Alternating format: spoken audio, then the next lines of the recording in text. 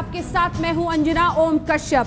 अच्छे दिनों के लिए अगर कोई इम्तिहान हो तो उस इम्तिहान में कैसे पास होंगे नरेंद्र मोदी। 100 दिन बीतने के बाद आज वो वक्त है जब आज तक पर हम आपको दिखाएंगे कि जिस सर्वे के जरिए हमने देश की जनता से ये पूछा कि क्या इन 100 दिनों में नरेंद्र मोदी की सरकार ने अच्छा काम किया है, अच्छे दिनों के आने के लिए अच्छे काम की शुरुआत की है, तो जनता की राय क्या थी।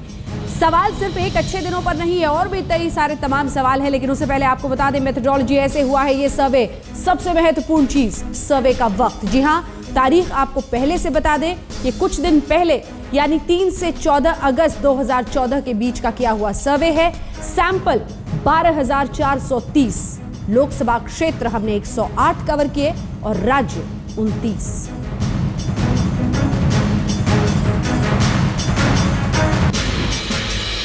अगर इस देश में इस वक्त सबसे बड़ा विवाद, सबसे बड़ी बहस छिड़ी हुई है इसी बात को लेकर कि अच्छे दिनों का इंतजार देश कर रहा है, लेकिन क्या वो अच्छे दिन आने वाले हैं या फिर नहीं। हर एक की अपनी राय होती है इस मुद्दे पर। देश की जनता क्या सोचती है, राजनीतिक मेहमान क्या सोचते हैं, कई खास लोग हमारे साथ इस चर्चा में शामिल होंगे, लेकिन उससे पहले बारी जनता की है। आइए आपको लिए चलते हैं इस सर्वे के नतीजों की तरफ और आपको दिखाते हैं कि देश की जनता आखिर मोदी सरकार की परफॉर्मेंस पर क्या सोचती है। सबसे पहले जो सवाल हमने देश का मिजाज जानने के लिए इंडिया टुडे ग्रुप का ये सर्वे किया, उसमें पीएम मोदी का कामकाज कैसा लगा। ये 51% जनता ये कहती है कि हमें नरेंद्र मोदी का काम अच्छा लगा है। औसतन मानने वाले 28% हैं, बहुत अच्छा 10%, और खराब में बहुत खराब 6%। तो 51 और 10 को अगर आप जोड़ लीजिए तो बहुत और अच्छा का कैटेगरी मिलाकर लगभग 61% जनता इस देश की मानती है कि अच्छे दिनों की तरफ कामकाज के जरिए कदम बढ़ रहा है। मोदी सरकार की प्राथमिकता क्या है, इस पर जब हमने सवाल लोगों से पूछा तो भ्रष्टाचार पर 22%, गरीबी पर 23%, लेकिन जिस मुद्दे को सबसे ज्यादा शायद जनता छूती है वो है महंगाई का मुद्दा। उस पर 18% लोग ही मानते थे कि यही है मोदी सरकार की प्राथमिकता। महिला सुरक्षा पर 9% लोगों की राय थी कि यह प्राथमिकता है मोदी सरकार की। भ्रष्टाचार और गरीबी पर ही ज्यादा लोगों का ध्यान था। अगला सवाल जो हमने लोगों से पूछा कि मोदी की पहचान किस तौर पर हुई है, विकास पुरुष, सुशासन, हिंदू राष्ट्रवाद, सांप्रदायिकता, क्योंकि ये तमाम वो मुद्दे हैं जो बहुत जोर शोर से इस वक्त चल रहे हैं। विकास के मुद्दे पर 46% लोग ये मानते हैं कि यही उनकी पहचान है। सुशासन 24%, सांप्रदायिकता 4%, हिंदू राष्ट्रवाद, संघ का एजेंडा, क्या वो आगे बढ़ रहा है, 9%, उससे भी इत्तेफाक रखते हैं कि यही उनकी पहचान हो रही है। सवाल जब ये हुआ तो मोदी सरकार में आप कितने सुरक्षित हैं, ये सवाल भी हमने जनता से पूछा। 76% जनता ये मानती है कि हम मोदी सरकार में अपने आप को सुरक्षित महसूस करते हैं। नहीं कहने वाले 19% थे इस सैंपल सर्वे के जरिए। तो इसके जरिए आप अंदाजा लगा सकते हैं कि देश की जनता इन तमाम मुद्दों पर इस सैंपल सर्वे में क्या सोच रही थी। अगला सवाल, मोदी राज में हिंदू राष्ट्रवाद बढ़ा है, 31% कहते हैं हाँ, नहीं कहते हैं 61%। हिंदू राष्ट्रवाद आपने सुना होगा, गोवा के मंत्री, मुख्यमंत्री, उसके बाद कलराज मिश्र, नजमा हेपतुल्ला, हिंदू हिंदी पर एक अलग विवाद, एक बहस छिड़ गई, 31%। आपको हम बता दें 3 से 14 अगस्त के बीच का किया हुआ यह सर्वे है, यानी कुछ दिनों ही पहले का किया हुआ सर्वे है। अगला सवाल, मोदी आरएसएस के इशारे पर चलेंगे, अपनी सोच से फैसले लेंगे कहने वाले 47% जनता। आरएसएस का नियंत्रण 12% लोग मानते हैं कि आरएसएस का यानी संघ का ही एजेंडा वो आगे ले जाएंगे। डोर संघ के हाथ में है, बीच का रास्ता खोजेंगे एक भारी मात्रा में 31% लोग ये मानते हैं कि बैलेंस करेंगे, जिसमें काफी परिपक्वता दिखती है उस सोच में, क्योंकि प्रधानमंत्री हैं देश के, संघ को भी नाराज नहीं करना चाहेंगे, उसकी नाराजगी भी मोल नहीं लेना चाहेंगे। लेकिन सबसे बड़ा जो सवाल हमने देश की जनता से पूछा, क्योंकि बहस की शुरुआत इसी पर करेंगे, अच्छा काम कहने वाले 51%, 10% बहुत अच्छा काम मानते हैं इन 100 दिनों में, औसत कहने वाले 28% हैं, और खराब में बहुत खराब कहने वाले 6% हैं। कई खास मेहमान हमारे साथ इस चर्चा में जुड़ रहे हैं, आपका परिचय उनसे करा दें। हमारे साथ अखिलेश प्रताप सिंह जी, कांग्रेस पार्टी के नेता, इस चर्चा में जुड़ रहे हैं। हमारे साथ वरिष्ठ पत्रकार शशि शेखर जी स्टूडियो में मौजूद हैं। हमारे साथ सुधांशु त्रिवेदी जी, भारतीय जनता पार्टी के नेता, कुछ ही देर में जुड़ेंगे। पवन वर्मा साहब जेडीयू के राज्यसभा सांसद भी हमारे साथ इस चर्चा में जुड़ेंगे। सबसे पहले लेकिन आपके पास आते हुए अखिलेश प्रताप सिंह जी, आप जितना भी कह लें कि अच्छे दिन और जादू की छड़ी कहां गायब हो गई, लेकिन इस सर्वे के जरिए 51% कहते हैं अच्छा, और बहुत अच्छा कहने वाले 10%, यानी 61%। क्या कहेंगे?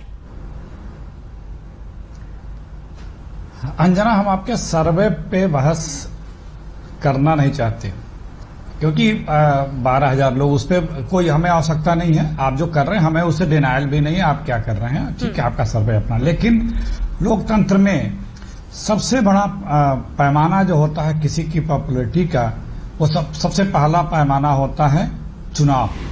लोकसभा चुनाव में जीते, उनकी पॉपुलैरिटी थी, लेकिन उसके बाद 5 राज्यों में उपचुनाव हुए। उस उपचुनाव में क्या हुआ, ये भी अंदाजा लगा सकता है किसी की पॉपुलैरिटी का, कि ग्राफ घटा है कि बढ़ा है, कहां पहुंचे। जो कथनी करनी और नियत की बात होती है, वो आपने आज ही देखा कि सुप्रीम कोर्ट ने जो गंगा नमामि मां ने न भेजा है न आया हूं, मुझे बुलाया गया है, क्या क्या भावनात्मक बातें बोलते थे। सुप्रीम कोर्ट ने उस गंगा सफाई अभियान के जो गवर्नमेंट के बात थी उस पर कितना हार्ड हिटिंग स्टेटमेंट दिया है। तो इससे लगता है कि क्या इनकी नीयत क्या है, कहते क्या है, करने में क्या है। तीसरी बात, जो बार बार एक बात उछाली जाती थी सीमा पर, 71 के बाद सबसे ज्यादा लंबे समय तक सीज फायर का वायलेशन होता रहा है।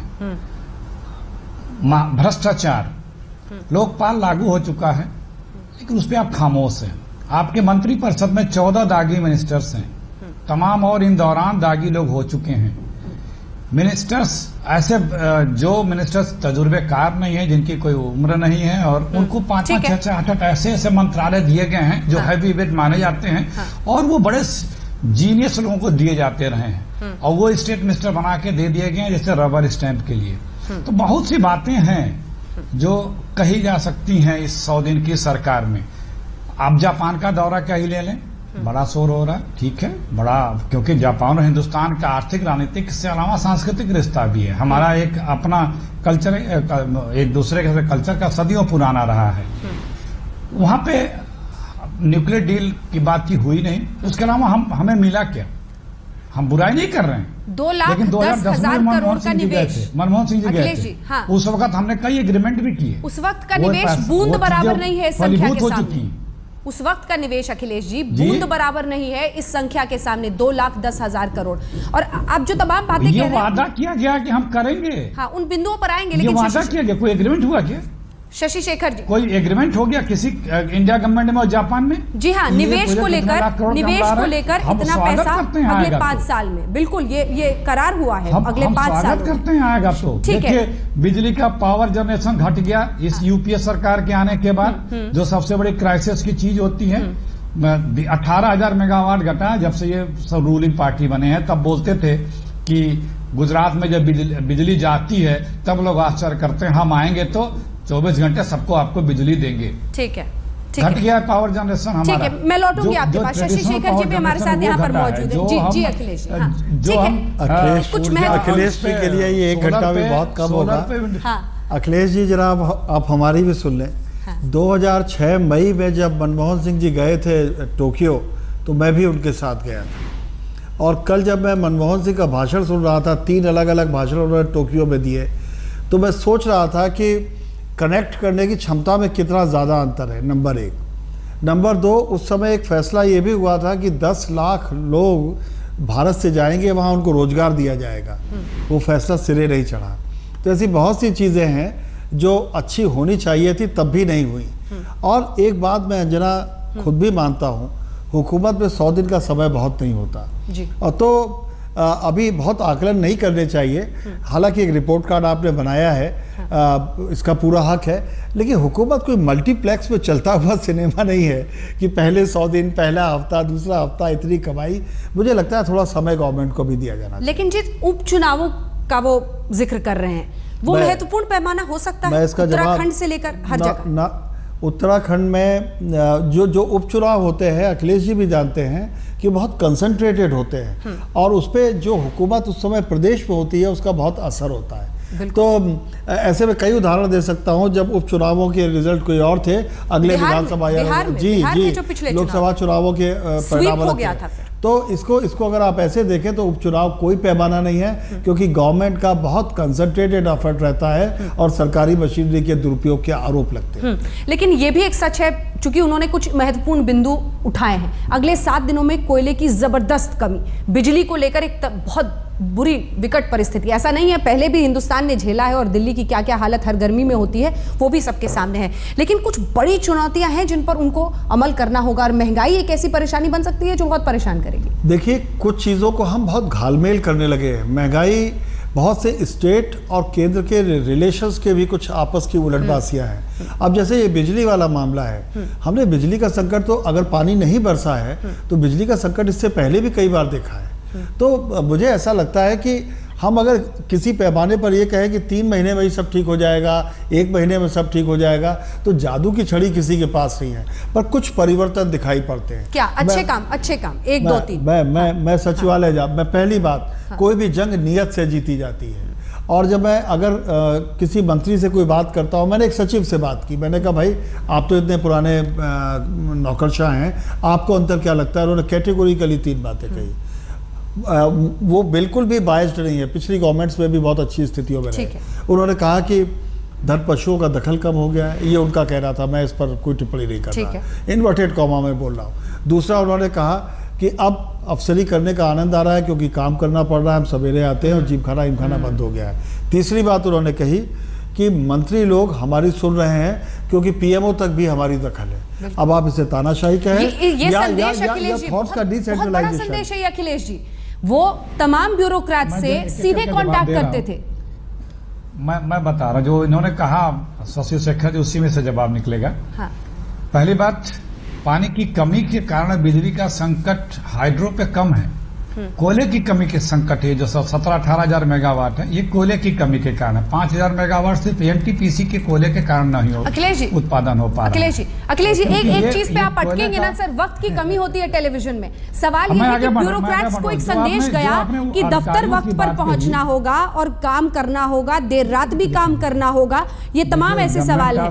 वक्त अच्छे दिनों के इम्तिहान का है, जनता आकेगी, जनता ही टीचर है और वही मार्क्स देगी। इस बार नरेंद्र मोदी सामने खड़े होंगे और जनता बताएगी कि जो उम्मीदें आपने जगाई थी उस पर आप कहां पर खरे उतर रहे हैं। सुधांशु त्रिवेदी जी भी अब हमारे साथ भारतीय जनता पार्टी से इस चर्चा में जुड़ गए हैं। सुधांशु त्रिवेदी जी, अखिलेश प्रताप सिंह जी तो ये कह रहे हैं, हालांकि 61% जनता उस सर्वे के मुताबिक जो हमने किया है अच्छा और बहुत अच्छा मानती है, लेकिन उनका कहना है कि बहुत सारी परेशानियां खड़ी कर दी हैं आपने। बिजली संकट देश के सामने है, महंगाई उस तरह से परेशान कर रही है, आपने सिर्फ हवाई बातें की, किया कुछ नहीं, 100 दिन निकल गए। देखिए, अभी अखिलेश जी कह रहे थे कि कोयले के कारण बिजली का संकट उत्पन्न हुआ है, तो कोयले के द्वारा उत्पन्न होने वाली बिजली में पिछले 1 महीने में 15% की बढ़ोतरी हुई है। समस्या जो शुरुआती 1 महीने में हाइडल पावर के कारण समस्या आई थी, उस कारण से हुई है। दूसरी एक और व्यवहारिक समस्या है, आपने अभी देखा कि सुप्रीम कोर्ट ने कोयला खदानों के ऊपर पूरी तरीके से रोक लगा दी है, उस कारण से भी कोयले की आपूर्ति में बाधा उत्पन्न होने की संभावना होती है।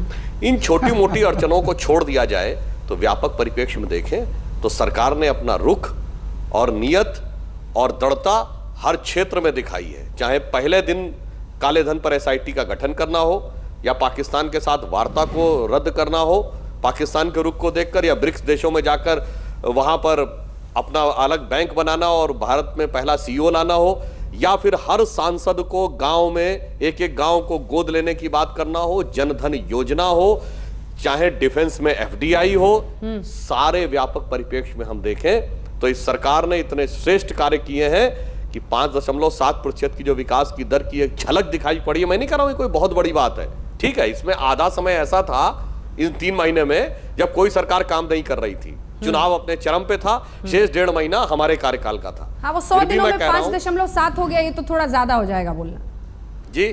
100 दिनों के काम से 5.7 मैंने तो बोल दिया, ज्यादा हो जाएगा। मैंने तो आपसे ईमानदारी से कहा कि इसमें 1.5 महीना उस कार्यकाल का है जिसमें प्रैक्टिकली सरकार कोई काम नहीं कर रही थी, चुनाव चरम पे था।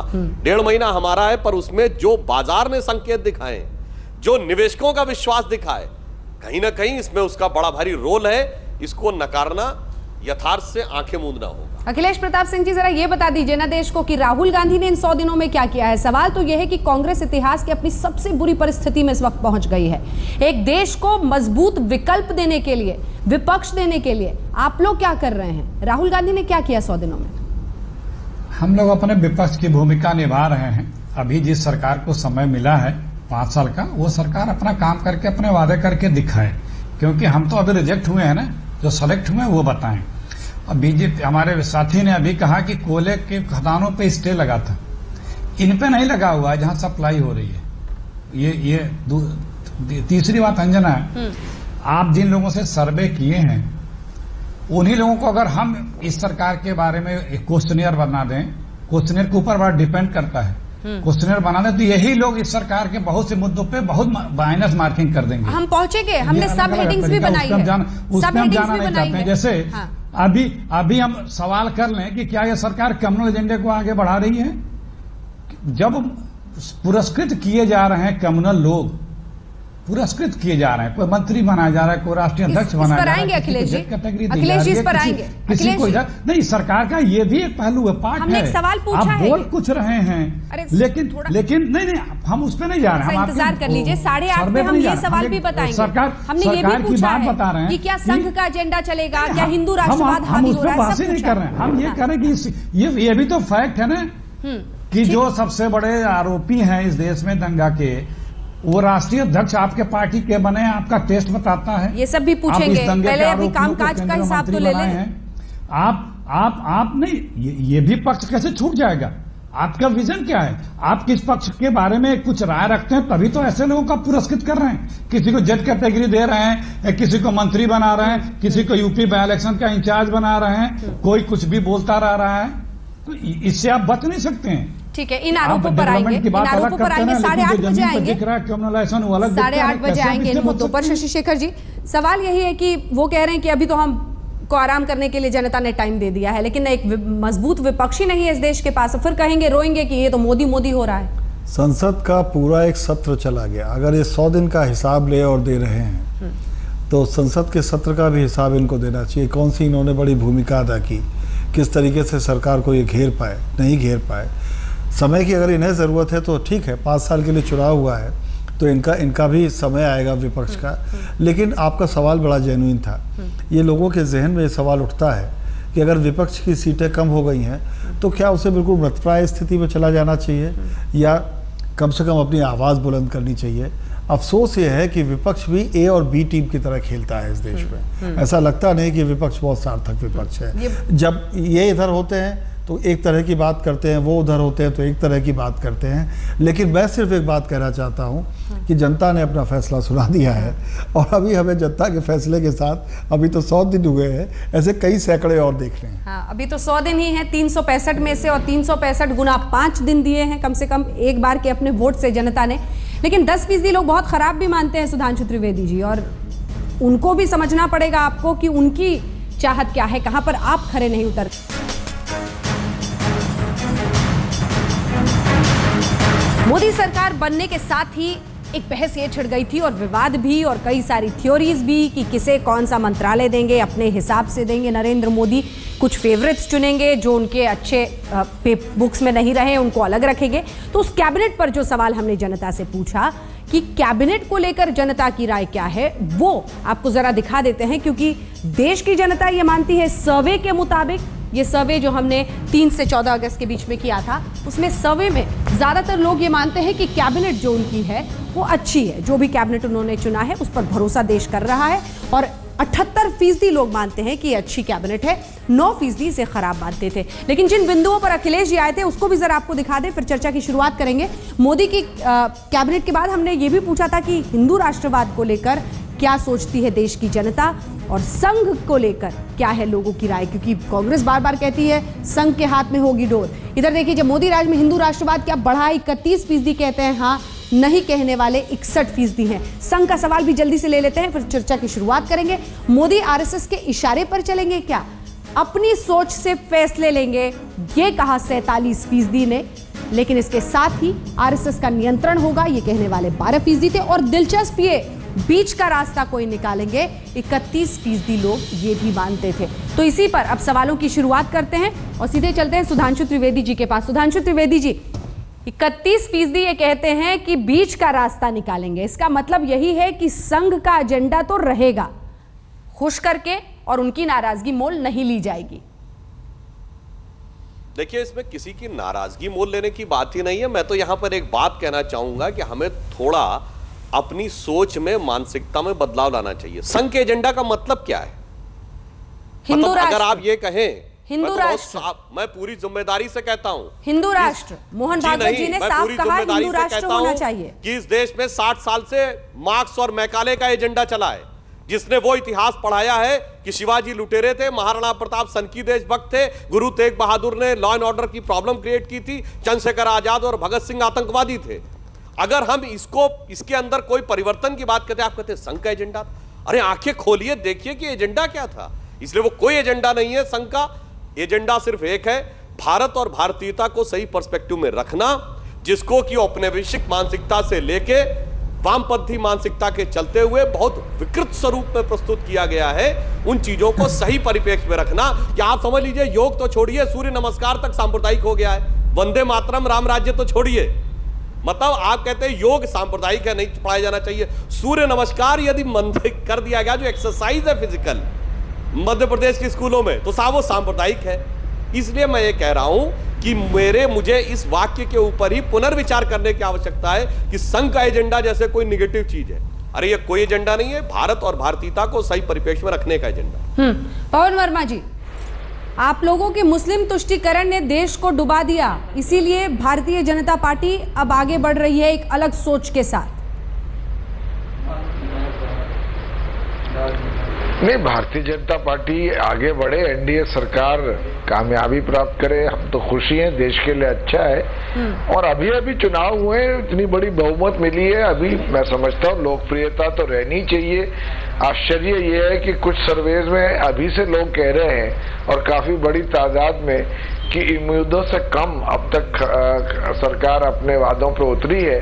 उसका कारण भी ये कि वादे बौछारों में किए गए थे, और अब तक जो काम किया है वो इस बारी के मानसून की तरह है, कुछ वर्षा हुई कम है, पर कोई बात नहीं। कुछ चीजें हैं जिससे अभी आप चर्चा कर रही थी, धार्मिक ध्रुवीकरण, ये संघ परिवार का बहुत पुराना एजेंडा है, ये बदलेगा नहीं, और उसका इस सरकार पे जो प्रभाव है उस पर कोई चर्चा करने की बात नहीं, वो साफ जाहिर है। उम्मीद हम ये करते थे कि जो प्रधानमंत्री कहता है कि भारत श्रेष्ठ, सबका साथ सबका विकास, उस प्रधानमंत्री ने कोई रोक टोक नहीं लगाई है उन तथ्यों को जो कि इस तरह की खुल के सांप्रदायिकता की बातें कर रहे हैं। योगी आदित्यनाथ अब नरेंद्र मोदी के लेफ्टिनेंट बन गए हैं, उसके परिणाम हम देखेंगे, देश में देखेंगे, हर नागरिक देखेगा, क्योंकि ये कोई सीमित रहने वाली चीज नहीं है। मैं उम्मीद करता हूं कि शायद प्रधानमंत्री अब इस पर और कुछ ठोस कदम लेंगे। दूसरी चीज एक मैं आपको बता दूं, जिससे लोग चिंतित हैं, आपके सर्वे में शायद वो न दिखे, ये शाइनिंग इंडिया का जो सिंड्रोम था ना, वो वापस आ गया है। आप बजट को देख लीजिए, वैसा कोई खास रोड मैप या विजन उस बजट में नहीं है। मध्य वर्ग के लिए भी कुछ नहीं किया है, ना इकोनॉमी के लिए खास किया है, पर एक बहुत बड़ा तबका है इस देश को जिसको नजरअंदाज किया है, और वो है जो गरीब है, जो कृषि से जुड़े हैं, जिनको लिए न पैसे मिले हैं, न कोई उम्मीद जगाई गई है, न स्वास्थ्य के लिए, न शिक्षा के लिए, न कृषि जगत के लिए, न सिंचाई के लिए। ये एक चिंता की बात है, क्योंकि देश में ऐसा नहीं हो सकता है अंजना जी कि जो समृद्ध है वो और समृद्ध हो जाए, और जो पिछड़े हैं वो और पिछड़ते चले जाए। तीसरी बात मैं कहना चाहता हूँ, सुधांशु जी, इस पर मैं जानता हूँ मुझसे खुश नहीं होंगे, पर एक प्रशासनिक प्रणाली होती है, और जिस तरह का दिखने में आ रहा है, जो एक केंद्रीकरण प्रधानमंत्री के कार्यालय में और उनके खुद के व्यक्तित्व में हो गया है, उसकी साया कैबिनेट पर भी आ गई है। जिस तरह से राजनाथ सिंह जी ने, गृह मंत्री है देश के, नंबर 2 इन द कैबिनेट में, जिस तरह का उनका बयान आया, अभी तो शुरुआती दिन है, पर आप किसी भी मंत्रीगण से पूछ लीजिए, ऐसा लगता है कि उनके पास अपने आप कोई वोल्यूशनल पावर नहीं है। सब लोग डरे हुए ये देख रहे हैं कि उनको कोई देख रहा है। ठीक है, एक शख्सियत के इर्द गिर्द सब कुछ घूम रहा है। दूसरी चीज मैं कह दूं अंजना जी, सबसे बड़ी बात यह है कि दाम जो इन्फ्लेशन है, कीमतों में कमी नहीं हुई है, और जो गरीब है वो नहीं देख रहे कि अभी तक कोई रोजगार की उम्मीद जगी है। हाँ, बुलेट ट्रेन, डिजिटल इंडिया, समृद्ध भारत के लिए, स्मार्ट सिटीज, इंडस्ट्रियल कॉरिडोर, समृद्ध भारत के लिए जो पिछड़े तबके हैं, लीस्ट डेवलप्ड स्टेट्स हैं, बिहार है, उनके लिए कोई सोच नहीं है। ठीक है, इन तमाम मुद्दों को उठाएंगे सर। सुधांशु जी आएंगे, ठीक है, सुधांशु जी के पास चलेंगे इन सवालों को लेकर, लेकिन उससे पहले अखिलेश जी का फेवरेट टॉपिक 2-3 बीच में आ गया और उस पर वो बोल नहीं पाए हैं। एक तो आप कह रहे हैं कि ध्रुवीकरण करने की कोशिश पूरी है, दूसरा आपका मुख्य मुद्दा ये होगा कि नरेंद्र मोदी के ही इर्द गिर्द सारी डोर उनके हाथ में है। जल्दी से आप अपनी बात कह लीजिए, फिर एक ही बार चलेंगे। मैं उसी का उदाहरण देना चाह रहा था, समय नहीं मिला था पिछले बार। अभी शशि शेखर जी ने जो बात की वो बात एकदम सही थी। सेक्रेटरीज ही पावरफुल हैं, मिनिस्टर रबर स्टैंप हैं, सबको पता है।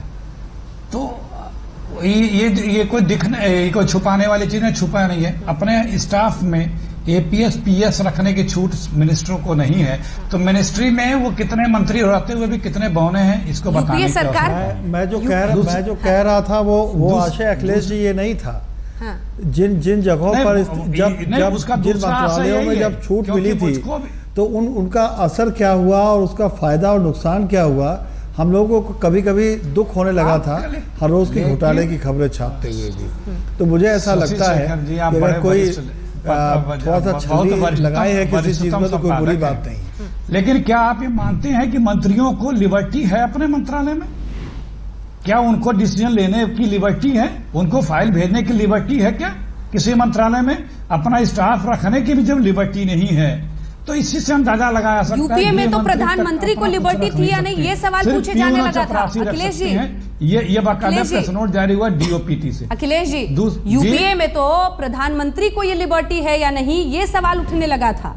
और आप ही लोग, क्योंकि दिग्विजय सिंह साहब, तमाम लोग कहते थे 2 पावर सेंटर। संगठन हमेशा अंजना नियंत्रित करता है सरकार को, लेकिन सरकार के कामकाज में जितनी लिबर्टी थी आप उस पर हमें आप बहस करें तो उस पर बहस करने देश में 2 पावर सेंटर बना देंगे। देख लें मिनिस्टरों की हालत। आप देश में संविधान के खिलाफ जाकर 2 पावर सेंटर बना देंगे। संगठन सर्वोपरि है किसी भी सरकार का। देश की जनता के लिए देश का प्रधानमंत्री और सरकार सर्वोपरि होता है। आप कांग्रेसी हो सकते हैं। उसके मैनिफेस्टो को सरकार लागू करती है, संगठन ही चुनाव लड़ता है, संगठन के द्वारा सरकार बनती है। एक आरएसएस है, एक सरकार है। अब तो वन मैन है, अब तो वन मैन है, और वो वन मैन भी अब जवाब दीजिए। लिबरल नहीं है, विरोधाभास है आपकी सरकार में। एक सेकंड, ठीक है, जवाब दीजिए। विरोधाभास है, एक तरफ श्रेष्ठ भारत, सबका साथ सबका विकास, और दूसरी तरफ आप योगी आदित्यनाथ को प्रभारी बनाकर, और उत्तर प्रदेश में सांप्रदायिक हिंसा पर जब बहस होती है तो उस चेहरे को सामने करते हैं जिस पर खुद दंगा का मामला चल रहा है। एक बात रह गई है अंजना। अच्छा ठीक है, पूरी कर लीजिए, एक ही बार चलेंगे सुधांशु जी के पास, जल्दी से अखिलेश जी। हाँ, दूसरी बात, जैसे आपने कहा अभी कि ये मैंने क्वेश्चनेयर की बात की, बार बार आप अपने क्वेश्चनेयर पे ला रहे हैं, लेकिन यदि हम एक क्वेश्चनेयर बनाएं और वो जनता से पूछें कि क्या एक जमानत पे रहा हुए व्यक्ति को राष्ट्रीय अध्यक्ष बनाया जाना उचित है, तो जनता क्या जवाब देगी? ठीक है, पहले सुधांशु जी जवाब दे ले, फिर शशि जी भी इसका देंगे। ठीक है, अगर हम ये क्वेश्चनेयर बना दें कि क्या किसी दंगाई को मिनिस्टर बनाया जाना चाहिए, एक क्वेश्चन अगर हम ये बना दें कि क्या किसी दंगाई को जेड कैटेगरी दिया जाना उचित है, जनता क्या जवाब देगी? क्वेश्चन बनाने के ऊपर भी बड़ा डिपेंड करता है कि किस तरह से क्वेश्चन बनाए गए। हम आपके क्वेश्चनेयर पर आंसर पेपर भी तो होता है सर, आंसर पेपर का इंतजार कीजिए। सुधांशु जी, नहीं, मैं वही कह रहा हूं, हम आपके सर्वे पे कोई प्रश्न नहीं। बात अखिलेश जी कह रहे हैं, क्वेश्चनेयर ये भी बनाया जा सकता है कि क्या अल्पसंख्यकवाद को बढ़ावा दिया जा रहा है क्या, या परिवारवाद को कौन पार्टी बढ़ावा दे रही है, इसलिए वो क्वेश्चनेयर को छोड़ दें। अभी जो उन्होंने बात कही कि साहब मिनिस्टर्स को रबर स्टैंप बना दिया गया, अरे ये उस पार्टी के प्रतिनिधि कह रहे हैं जहां की प्रधानमंत्री रबर स्टैंप था, जहां 2006 में खुद प्रधानमंत्री कार्यालय ने ऑफिशियल नोट सर्कुलेट किया है मंत्रालयों को कि अपने क्रियाकलापों की जानकारी कृपया पीएमओ को अवगत करा दें, और ये कह रहे हैं कि साहब इतनी स्वतंत्रता होनी चाहिए फाइलों को डील करने की जो इनकी सरकार में थी कि सर्वोच्च न्यायालय ने पूछा कोयला घोटाले की फाइल कहां फाइल खो गई। पता इतनी स्वतंत्रता थी कि फाइल खो गई, और जिम्मेदारी सरकार सुनिश्चित नहीं कर पा रही है कि किस मंत्री, किस सचिव, किस ज्वाइंट सेक्रेटरी कहां से फाइल खो गई। अब आप आइए, इन्होंने कहा कि साहब निजी स्टाफ नहीं रख सकते। अरे भाई, बड़ी अच्छी पहल की, निजी स्टाफ में कोई परिवार का व्यक्ति नहीं होना चाहिए, ये बहुत अच्छी बात है, मगर शायद उन लोगों को ये बात नागवार गुजरे जहां पूरी की पूरी पार्टी ही एक पर्सनल परिवार की तरह चल रही है। अब आप आइए कि आपने ये कहा कि सात दंगाइयों को जेट सिक्योरिटी दे दी। हमारे जिन विधायकों के लिए आप कह रहे हैं उनको उत्तर प्रदेश सरकार से वाई प्लस सिक्योरिटी मिली हुई है, सरकार ने नहीं दी है, न्यायालय के हस्तक्षेप के कारण मिली हुई है। यदि न्यायालय ने उनको वाई प्लस सिक्योरिटी दे रखी है और केंद्र सरकार ने उसमें एड सिक्योरिटी दी है, तो ये कहां से तर्कसंगत बात नहीं है, या प्योरली प्रोफेशनल डिसीजन था जिसका राज्य से कोई मतलब नहीं था।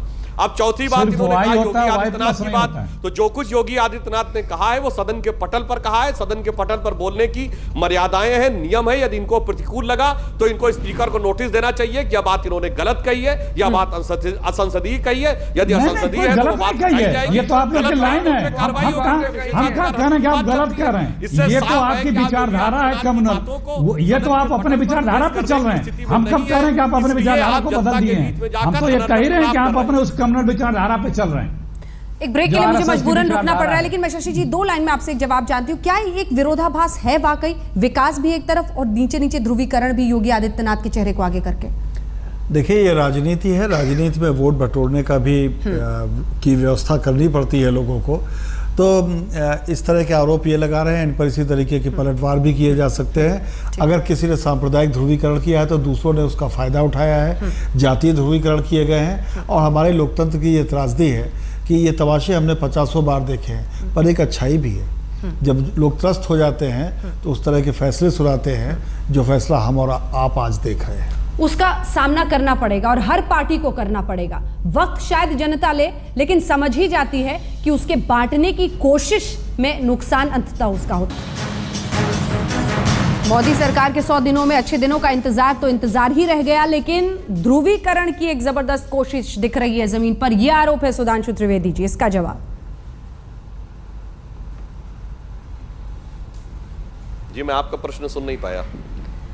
अच्छे दिनों का इंतजार तो इंतजार रह गया। हालांकि ये साफ कहना होगा कि 100 दिन वाकई कम है, जो कि पवन जी भी कह रहे हैं बार बार कि 100 दिन कम होते हैं आंकने के लिए। अभी तो शुरुआत है, लेकिन एक कम से कम झलक दिख जाती है। वो इंतजार है, लेकिन जमीन पर ध्रुवीकरण बहुत ज्यादा होता हुआ दिख रहा है। हिंदू राष्ट्र गोवा के एक मंत्री कहते हैं, फिर मुख्यमंत्री साहब कह देते हैं हिंदू राष्ट्र की बात, उसके बाद कलराज मिश्र जी कहते हैं, यहाँ पर हिंदू हिंदी में अटक जाती है नजमा हेपतुल्ला जी। तो कुल मिलाकर ये अब दूर दूर की बात नहीं, और मोहन भागवत जी भी खुलकर कहते हैं अब हिंदू राष्ट्र होना चाहिए। ये क्या है? देखिए, विकास की जब हम बात करते हैं तो 100 दिन का समय निश्चित रूप से बहुत कम समय है। हम कहते हैं ना 100 दिन, तो दिन तो उगता है बाद में। पहले हमको सुबेरे एक अरुणिमा की किरण दिखती है, तब हमें लगता है कि हाँ कुछ उजाला आने वाला है। हाँ। क्योंकि हमें जो चीज विरासत में मिली थी ना, वो तो ऐसे थी जैसे किसी टूटे हुए वाद्य से स्वर निकालना हो या किसी बंजर या पथरीली जमीन पे फसल उगाना हो। मगर मैं कहना चाहूंगा कि मोदी जी ने जो कार्य करके दिखाया है, उन्होंने वो एक नया स्वरूप की तरफ आगे कदम बढ़ाया है। जो अटल जी की कविता की एक लाइन है, उसमें ये पूरा सार दिखाई पड़ेगा कि शुरुआत जो हुई है कि टूटे हुए तार से फूट उठे बासंती स्वर, पत्थर की छाती में उग आया नव अंकुर, प्राची में अरुणिमा की रेख देख पाता हूँ, गीत नया गाता हूँ, गीत नया गाता हूँ। नया गीत है, नए अंकुर हैं। पवन जी, मैं उसका जवाब देना चाहता हूँ। अंजना जी, सुधांशु जी, मैंने अटल जी की हिंदी कविता का अंग्रेजी में अनुवाद किया था उनके अनुरोध पर। ये मेरे लिए बहुत बड़ी उपलब्धि है और आपकी वो कविता भी सुंदर है। पर आपने जो अंधेरे और उजाले की बात की, एक छोटा सा शेर उस पर पेश करता हूँ। अंधेरा लाख रोशन हो, उजाला फिर उजाला है। और आप उजाले में देखेंगे कि जिस तरह की रणनीति के तहत इस वक्त धार्मिक ध्रुवीकरण जो इस वक्त नीति बनाई हुई है, वो लंबे अरसे में आपके ही खिलाफ जाएगी, क्योंकि इस देश का कोई नागरिक नहीं चाहता कि इस सामाजिक अस्थिरता बनी रहे। शुरुआत में हो सकता है कि आपको इलेक्शंस में इसके कुछ फायदे हों जी, और मैं जो बात आपसे समावेशी विकास कर रहा हूं वो राजनीति की परिभाषा में नहीं कर रहा हूं। मैं आपसे कह रहा हूं कि एक नजर आप फिर से दौड़ाएं कि इस वक्त आपकी नीतियां क्या हैं और कहां पैसा मुहैया किया गया है। तीसरी चीज मैं कहना चाहता हूं, जो कहें वो करें। आप विदेश नीति में पाकिस्तान की तरफ देख लें। आपका इलेक्शन के दौर में क्या रवैया था और क्या टिप्पणी थी यूपीए पे, और उसके बाद चंद दिनों में 50 जवान शहीद हो चुके हैं। और आप लोग क्या रिस्पॉन्स ये था कि फॉरेन सेक्रेटरी लेवल टॉक्स को फिर से रिज्यूम किया जाए और आखिरी मौके पे आखिरी वक्त उसको कैंसिल किया है। ठीक है अखिलेश जी, जल्दी से। तुरंत सरकार में आते ही आपने नवाज शरीफ जल्दी से पाकिस्तान में आत्म प्रशंसा और परनिंदा इतनी ज्यादा कर देते हैं कि भूल जाते हैं 2 बार इन्होंने अपने अवसर पे कहा सुधांशु जी ने कि जैसे देश कैसा मिला था, ऐसा बदहाल मिला था, उसे हमें बहुत बताने की आवश्यकता नहीं, सबको पता है। मैं एक सीधा सा बात कर रहा हूँ, संक्षिप्त में आपने कहा अपने मंत्रियों पे हर तरह की नकेल है, सत्ता में बैठे मंत्रियों पे, लेकिन सांप्रदायिक बयानबाजी पे कोई नकेल नहीं है किसी के ऊपर भी। क्यों? क्योंकि आपकी सांप्रदायिकता पॉलिसी है और उसमें individual policy. Concluding remark Shashank ji, ठीक है आपने कंक्लूडिंग रिमार्क और वो आपका मूल है। ठीक है, तो आप दोनों में दो भाव कहना चाहूंगा, आपका जो सर्वे है वो ये साबित कर रहा है कि देश ये फील कर रहा है कि इस समय एक असर्टिव प्रधानमंत्री है। अब उनका जो असर्शन है, वो जो काम कर रहे हैं, वो कितनी दूर तक जाएगा, क्या जाएगा, इसे गौर करने के लिए, इसे देखने के लिए मुझे लगता है आप आगे भी सर्वे कराती रहेगी। निवेश का इंतजार है देश को, वो हो रहा है। विश्वास का इंतजार इस देश को रहा है और देश की जनता चाहती है विश्वास रहे, लेकिन इसके साथ ही अगर एक विरोधाभास विकास में और सांप्रदायिकता का दिखेगा तो उस पर भी जनता बहुत करीब से आंकेगी और देखेगी। आप सभी का बहुत बहुत शुक्रिया, आप देखते रहिए आज तक।